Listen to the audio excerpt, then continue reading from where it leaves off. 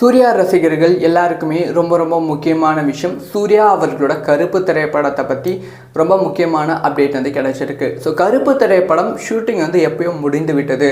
ஆனால் படத்தை ஏன் வந்து ப்ராப்பராக ரிலீஸ் பண்ண மாட்டேங்கிறாங்க, படத்துக்கு என்ன பிரச்சனை அப்படிங்கிற பல கேள்விகள் வந்து மக்கள் மத்தியிலும் சூர்யா ரசிகர்கள் மத்தியிலும் எழுந்திருக்கு.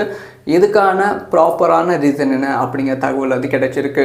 அதாவது என்ன மேட்டர் அப்படின்னு கேட்டிங்கன்னா வந்து இந்த திரைப்படத்தோட சில காட்சிகள் வந்து ஆர்ஜே பாலாஜிக்கு சுத்தமாக வந்து சாட்டிஸ்ஃபை இல்லையா, இதை வந்து ரீஷூட் பண்ணால் மட்டுமே வந்து நம்ம வந்து படத்தை ரிலீஸ் பண்ண முடியும் அப்படின்னு சொல்லிட்டாங்களாம். ஸோ அதனால் வந்து ரீஷூட்டுக்காக தயாரிப்பு நிறுவனத்துக்கிட்ட கேட்டிருக்காங்க.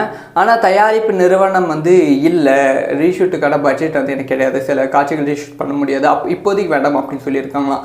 அதனால் ரீஷூட் பண்ணாமல் இது வரைக்கும் ஸ்டாப்பில் இருந்த கருப்பு திரைப்படம் ரீஷூட் பண்ணுவதற்கான டைம் வந்து விட்டது.